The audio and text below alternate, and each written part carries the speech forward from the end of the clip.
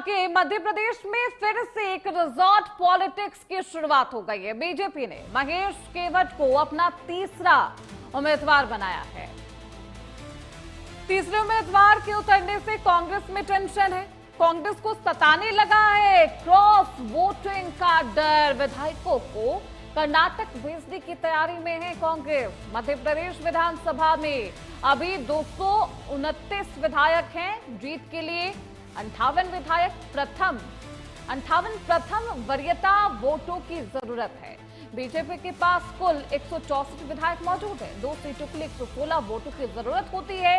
तीसरी सीट के लिए मुकाबला बेहद दिलचस्प है। और देखिए, भारतीय जनता पार्टी की तरफ से दावा किया जा रहा है कि तीनों ही सीट बीजेपी के पास आने वाली है। 18 जून को होने वाले राज्य के चुनाव, मध्य प्रदेश में राज्यसभा चुनाव को लेकर राजनीतिक सरगर्मियां हैं। राज्यसभा की 3 सीटों के लिए होने वाले चुनाव, और इस चुनाव में भाजपा ने तरुण चुग, रजनीश अग्रवाल और महेश केवट को अपना उम्मीदवार बनाया है, जबकि कांग्रेस ने मीनाक्षी नटराजन को मैदान में उतारा है। बताया जा रहा है कि भाजपा को अपने तीसरे उम्मीदवार की जीत के लिए लगभग 10 वोटों की कमी है, और इसी वजह से कांग्रेस को अपने विधायकों के टूटने और क्रॉस वोटिंग का डर सताने लगा है। ऐसे में कांग्रेस अपने विधायकों को एकजुट रखने की जो प्लानिंग है वो कर रही है। में आर्थिक रूप से इसकी गुहार है, और दूसरी तरफ तीसरा कैंडिडेट खड़ा करेंगे, विधायकों की खरीद फरोख्त करेंगे, उनका लोकतंत्र की हत्या करेंगे। भारतीय जनता पार्टी का 2 चरित्र एक साथ सामने आया है।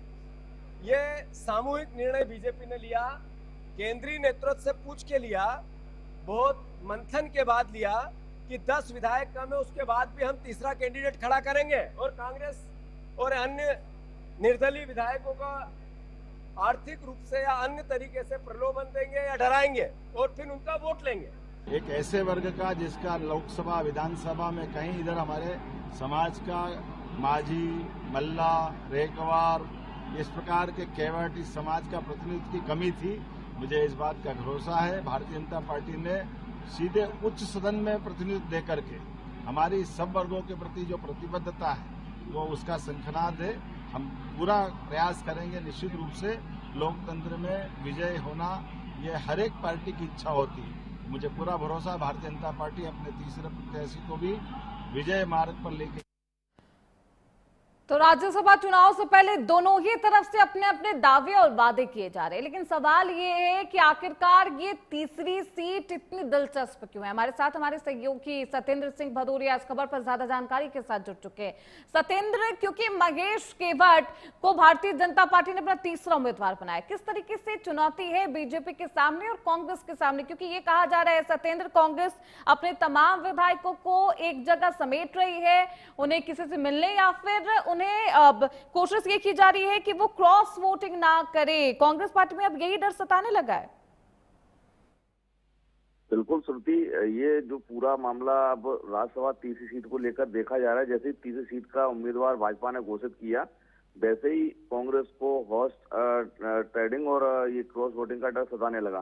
तो ऐसे में अब तीसरी जो सीट को लेकर बीजेपी दावा कर रही है कि हमारे पास हम तीसरी सीट को भी जीतेंगे, क्योंकि बीजेपी के पास अभी वर्तमान में 48 विधायक हैं और उनको जीत के लिए 10 विधायकों की और जरूरत है। तो ऐसे में अब 10 विधायक को बीजेपी कांग्रेस से तोड़ मरोड़ कर अपने खेमे में जोड़कर ये सीट हासिल करना चाहती है।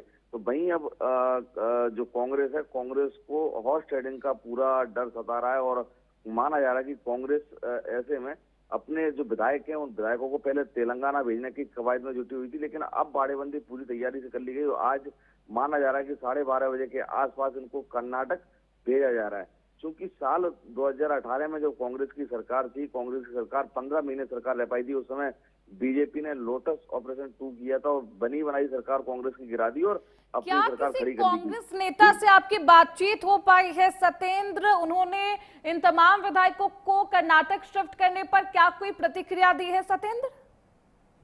देखिए, जो नेता प्रतिपक्ष हैं उमंग सिंगार, उनका कहना है कि हम अपने जो विधायक हैं उनको घूमने के लिए कर्नाटक भेज रहे हैं। हालांकि सीधे तौर पर तो नहीं कहा उनको कि उनको हॉर्स ट्रेडिंग या क्रॉस वोटिंग का डर सता रहा है, लेकिन उनका सीधा कहना है कि हम अपने जो विधायक हैं उनको 18 जून तक के लिए अपने विधायकों को हम कर्नाटक घूमने के लिए भेज रहे हैं।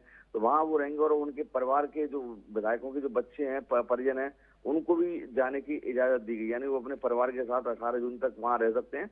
तब तक अपने परिवार के साथ और बच्चों के साथ में वहाँ 18 जून तक। तो देखिए, वोट के गणित थे और इसी गणित को देखने के बाद, इसी मैथमेटिक्स को देखने के बाद चुनाव को लेकर अब सरगर्मियां तो तेजी है, लेकिन दोनों तरफ से ये दावे किए जा रहे हैं कि उनके ही उम्मीदवार जीतकर वापस लौटेंगे।